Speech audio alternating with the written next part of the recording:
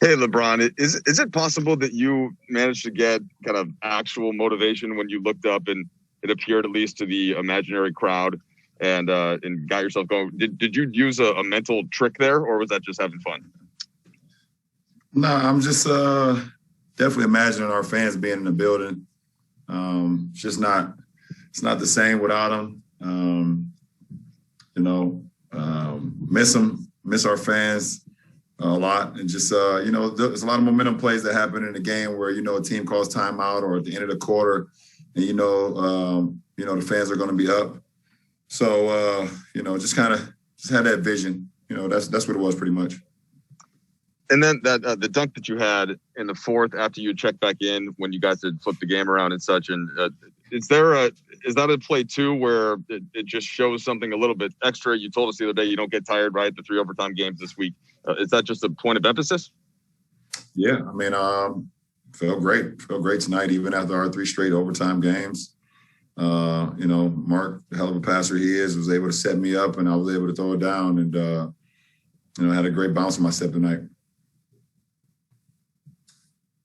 Okay, Bill Oram, please. Hey, LeBron. These guys, KD and Frank and Kuz, we're all talking about kind of your ability to kind of turn it on in some of these games over this stretch. Is it more physically taxing at all for you when you do have these runs where you are scoring and, the last 30 seconds of the third quarter, does that take more out of you than, when you are trying to set up your teammates, or is it all just kind of the same at the end of the night? No, it's just how the game is going, and it's a feel that I have. It's a feel in the momentum of the game, how the momentum of the game is shifting. No, not more taxing. Sometimes it calls for me to, turn on a little bit more as far as my scoring, and sometimes games don't. But I just read the game. I don't predetermine anything I'm going to do. I kind of have a great feel of what's going out there on the floor and just try to read and react and go from there. Okay, David Meneman, please. LeBron, when you, obviously you've said many times you miss the fans, you want the fans, even when you're waving to imaginary fans, you're thinking about them. But is there any part of you that's just embracing how different this year is, and whether that be doing something like pointing to an imaginary fan, talking to a Grizzlies player in the middle of the game, noticing the Cavs executive in Cleveland? Maybe those are things you wouldn't be able to do in any other year. And did you, at any point, did you make a mental shift to like, I'll just take everything that's coming in this strange year and embrace it rather than miss the old way? I do both.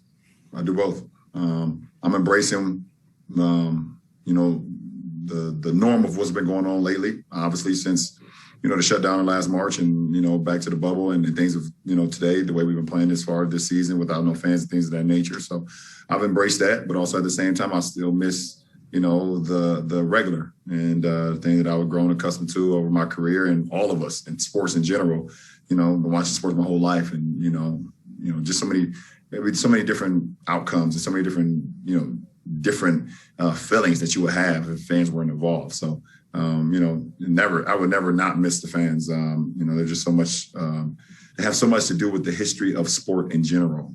So I'm doing both. All right, Kyle Goon, please.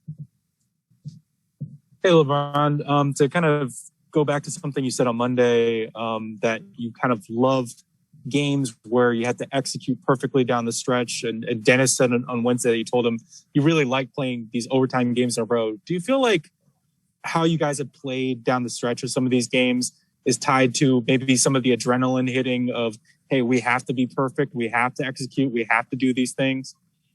I think some. It has a lot to do with that because, when you get down like we've been getting down early, you can't play much. You can't play many mistake possessions throughout the course of the game in order to get back into the game. So, it raises our attentive level back up. We also know we got to be, I don't want to say perfect because you're never going to be perfect, but you got to be as close to perfect as possible to get back into the game. And we're playing against some really good players and teams as well, no matter the record. Teams, find a way to be motivated versus us, and we understand that. So. But it's good to have those moments where you're out on the floor and you have to execute offensively, you have to execute defensively, and make the most of that very own possession. All right, Dan Wojcicki, please. LeBron, kind of a two-part question. How different of a player is Kyle Kuzma today than when you first started playing with him 3 seasons ago? And I guess secondly, how difficult of an adjustment for a young player in this league, a young scorer specifically in this league, to kind of put the points a little bit behind him and try to do other things? Well, one, I mean, he's 4 years older, and you can tell he's grown. I mean, obviously, every year, you continue to get more mature. You know what you like, you know what you don't like. He understands that. He knows who he is, and he understands that. It all depends what you want in this sport, to be honest. You can have a lot of young guys or even vets at times too. Do you want to score a bunch of points but it really sometimes it doesn't really matter. It doesn't make a difference in winning and losing. Or do you want to be a part of something special where you continue to get better and you continue to make an impact and you have a role on the team where you're playing for something that's more than the sum of your individuality, and you're trying to play for a championship, things of that nature. And I know that's always a fine line, especially for young guys, especially if your score at times or whatever the case may be. But I've always kind of just played for the team. Even in the light that I've had, I've always known that if the team wins, I think everyone gets taken care of. Everyone benefits. And I think the most beneficial thing I can say for Kuz is the fact that he's grown into himself. He's grown into his role. He knows exactly what he needs to do out on the floor. He's going to defend. He's going to rebound. He's hitting open shots. He's crashing the glass. I think, him signing the contract before the season started kind of just gave him a sense of security as well, and it's just settled him down. And he's playing some great basketball. To follow up on that just super quick, was that an easy buy-in for him early last season? Kind of, once AD is there, obviously the shots are going to be diminished. Did you sense that was an easy buy-in for him, or did it take a little time? No, it's not. It's not an easy buy-in. Because when you're capable of going out and scoring 20, or you're capable of putting up high, point games. It shouldn't be an easy buy-in. It should take some time, and nothing in this world is worth not working for and taking your time. And that's what it's all about. It's all about the process. I'm all about, that as a team, as individuals. And, but when you host that trophy up, it makes up everything that you ever thought about. So it all makes up for it. Okay, we'll just take one or two more. Rashawn Haylock, please. Hey, LeBron. Little off topic here. What was it like working with Sierra Wright, and how impressed are you by him being able to balance the football and the acting? I think more important than anything, he's just a great kid. Being on set with him and just having great conversations about not only acting but family and sports and things of that nature, and to see what he's been able to do. Even during these times, signed a huge letter of intent to stay home, to go to USC. Congratulations to him and his family, and then seeing him, do the things that he's doing, in the acting world as well. I think it's,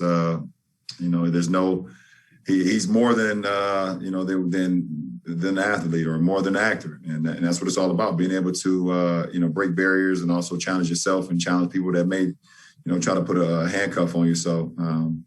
He's a great young kid, and a young king, and I love that. Okay, and last question, Claudio Jestro, please. LeBron, your defense got much better in the third quarter. What began to click with the team? Well, we started getting better in the second quarter. Our first quarter was horrible. It's horrendous. We started to, catch a good rhythm of what they wanted to do in the second quarter. Even though we gave up a 3-pointer at the end of the second quarter to Ja, we started to get a better rhythm. So, we came into the third quarter, just kind of, stepped it up a little bit more. Started getting some hands on deflections, started getting some rebounds, started getting some stops, and then getting out and do what we do best on the offensive end. So, it's all about tempo. It's all about getting a little familiarity, what they're trying to do, their speed, their cutting, their passing, things of that nature, and then execute that. So I think we did a great job in the second half compared to the first half. Great. Thanks, LeBron. Appreciate it. Have a good night. Yeah, you too.